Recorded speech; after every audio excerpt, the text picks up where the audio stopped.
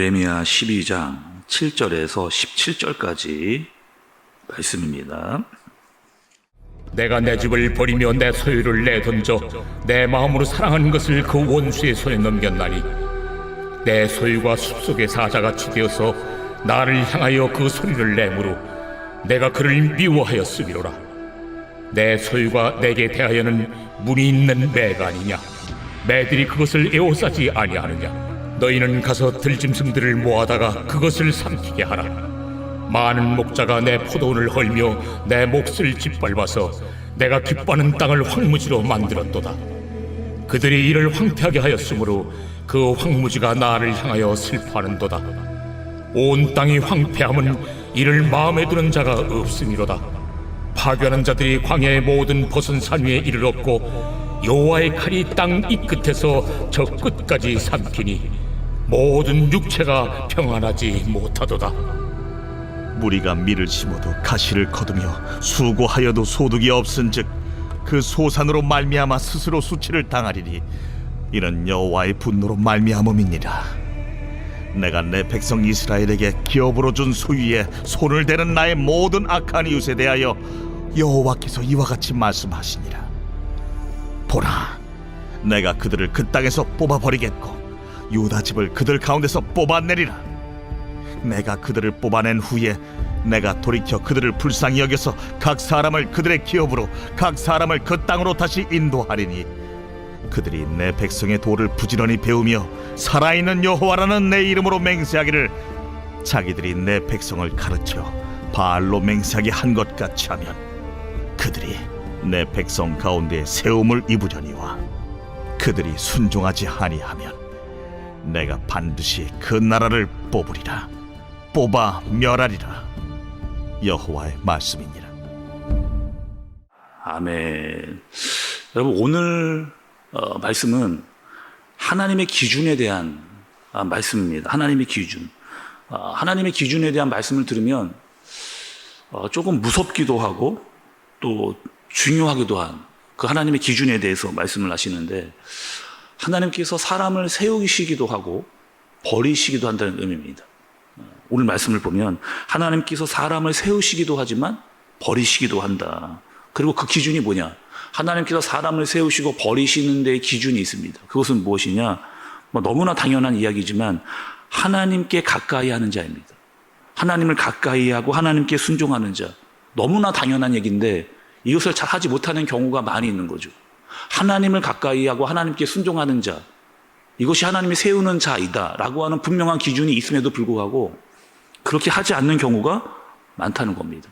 그 대표적인 예가 우리가 계속해서 보고 있는 유다의 모습을 통해서 하나님이 분명히 순종하라고 이야기했고 말씀을 알려주심에도 불구하고 그렇게 하지 않고 있는, 순종하지 않고 하나님께로 가까이 가지 않는, 그래서 하나님께서 그들을 끝내 참다가 악인의 손에 오히려 내버려 두시는 이런 일들이 일어나게 되는 거죠. 또 여러분, 하나님과 친하다고 하는 이야기는 하나님의 말씀을 잘 듣는 겁니다. 잘 듣고 그 마음이 무엇인지를 알아서 하나님과 깊게 소통하는 것, 그것이 친한 거죠. 구약에 보면 정말 많은 사람들이 여러분 나오거든요. 성경에 보면 구약의 인물들이 굉장히 많이 나옵니다. 그 중에 하나님과 정말 친했던 한 사람을 좀 그래도 더 뽑아보자 라고 이야기한다면 에녹이라고 하는 사람, 우리가 오늘 찬양도 불렀지만 주와 함께 가는 데 있어서 이 에녹이라고 하는 사람을 빼놓을 수가 없습니다. 구약에 보면 구약 창세기 5장 24절에 에녹에 대해서 이렇게 이야기를 했습니다. 에녹이 하나님과 동행하더니 하나님이 그를 데려가심으로 세상에 있지 아니하였더라, 이렇게 얘기합니다. 그러니까 에녹이라고 하는 그 이름의 뜻 자체가 순종하는 자예요. 그는 하나님께 순종했고 하나님을 가까이 했던 자입니다. 반면에 여러분, 그 당시에 구약에 있는 사람들은 하나님을 대부분 어떻게 생각했느냐? 하나님을 무서워만 했습니다. 하나님께 가까이 가는 걸 두려워했고 잘못하면 자기는 죽임을 당할 것이라고만 하는, 그래서 하나님을 굉장히 멀리 생각하고 하나님께서 늘 벌하시고 심판하시는 그렇게 하나님으로만 사람들은 생각을 했던 거죠. 근데 에녹은 주위에 있는 사람들과는 다르게 하나님과 가까이 했다는 겁니다. 하나님의 말씀을 듣고 그 말씀을 잘 알아서 그 뜻을 알아서 그 말씀대로 순종하려고 하는 삶을 에녹은 그렇게 살았던 거죠. 그래서 시브리서 11장에 가면 여러분 우리가 시브리서 11장은 믿음의 장이라고 이야기하잖아요. 거기에도 에녹이 등장을 합니다. 에녹이 이렇게 이야기를 하고 있거든요.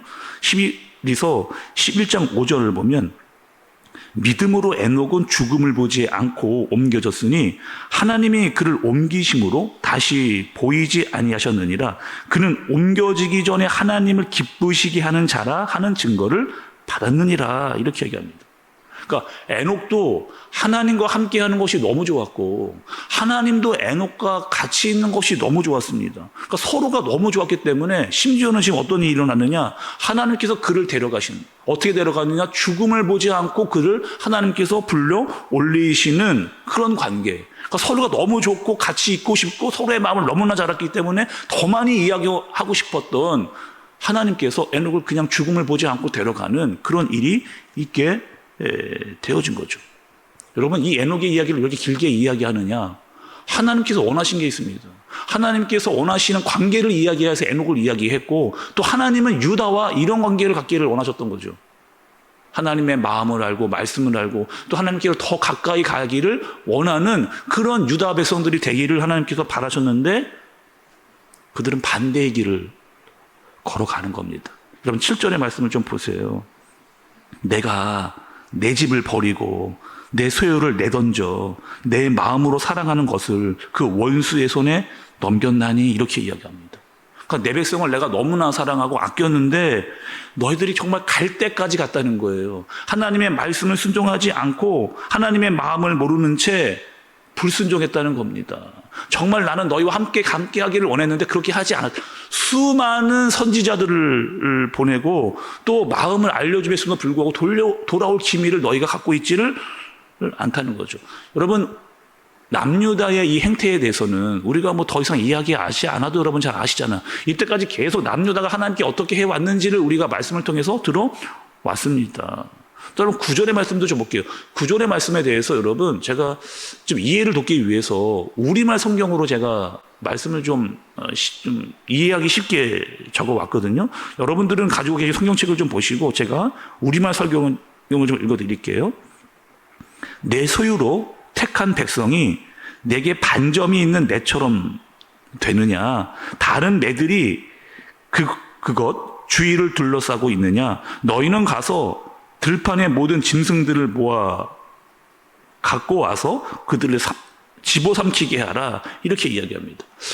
우리말 성경으로 읽어도 여러분 이 성경의 뜻이 정확히 뭔지 사실은 좀 어렵다, 이런 생각이 듭니다. 하나님께서 지금 유다를 누구로 비유를 하고 있냐면 매로 비유를 하십니다. 이 매는 여러분 독수리잖아요. 독수리는 여러분 다른 새를 공격하는 새입니다.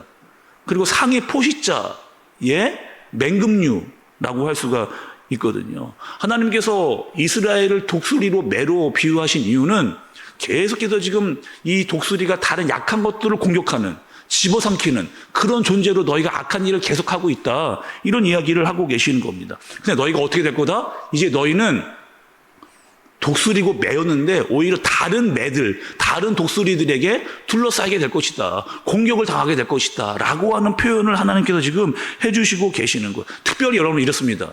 하나님께서 너희에게 젖과 꿀이 흐르는 땅을 줬는데 그 좋은 땅을 너희가 황무지로, 죄로 말미암아 너희들이 황무지로 만들었다, 이렇게 이야기를 하나님께서 해 주시는 거죠. 그리고 심지어는 이렇게 이야기하십니다. 이방인일지라도 내가 내 백성 삼을 수 있겠다. 하나님이 이렇게 이야기를 하시는 거죠. 여러분, 유다 입장에서 이 이야기를 들었다는 거, 아니 다른 백성을 내 백성 삼을 수 있다라고 하는 이 이야기를 유다가 듣는다는 건 여러분 어떤 마음이 든 거예요? 인정할 수 없는 거죠. 인정할 수 없는 겁니다. 아니 어떻게 다른 백성을 하나님께서 내 백성으로 삼으실 수 있겠습니까? 문제는 자기들은 하나님께 돌아가지 않고 있는데 다른 백성을 하나님께 돌아가는 거는 인정하고 싶지 않은 그런 이기적인 마음을 유다가 가지고 있었던 거죠. 여러분, 오늘 말씀 처음은 하나님의 기준에 대해서 우리가 말씀을 시작을 했습니다. 하나님께서 보시는 기준은 무엇이냐? 하나님 앞에서 내가 어떠한 태도와 마음으로 가지고 살아가고 있는가를 하나님께서 보시겠다는 거예요. 정말 내 마음을 잘 알고 너는 나와 함께 동행하고 있는가를 하나님께서 보시겠다는 겁니다. 나와 함께하고 그분과 동행하는 것이 정말 기쁨과 감사가 너의 삶 가운데 있느냐? 정말 말씀을 듣고 따르며 순종하는 그 모습이 너희 가운데에 있느냐? 이것이 하나님께서 보시는 기준이라는 거죠. 여러분, 오늘 하루 주님과 함께 이렇게 동행하는 삶, 이렇게 순종하는 삶, 주님과 함께 그 길을 걸어가는 삶, 그런 삶을 살 수 있는 저와 여러분들 되어지시기를 예수님의 이름으로 축복합니다. 하나님 아버지, 우리가 하나님을 너무 멀리만 생각하지 않게 하여 주옵소서. 때로는 하나님이 공의로 무서운 분이시기도 하지만 때로는 사랑이 많으신 분이라고 하는 이 사실을 잃어버리지 않도록 무섭기만 하고 다가가기 어려운 분으로 여기지 아니하고 하나님께로 더 가까이 가고 싶은 마음과 그분의 말씀과 뜻을 알고 그분께 순종하는 삶을 우리가 살아가도록 주님께서 인도하여 주옵소서. 더 가까이 다가가 하나님의 말씀을 더 잘 듣고 그 뜻을 알아 주님과 함께 동행하는 그런 삶을 살도록 주님께서 인도하여 주옵소서. 하나님, 오늘 또 우리 청소년부, 청년부 수련회를 출발합니다. 하나님께 기쁨이 되고 모든 일정을 주님 안에서 잘 감당할 수 있는 수련회 일정이 되어지도록 주님께서 인도하여 주옵소서. 예수님의 이름으로 기도드리옵나이다. 아멘.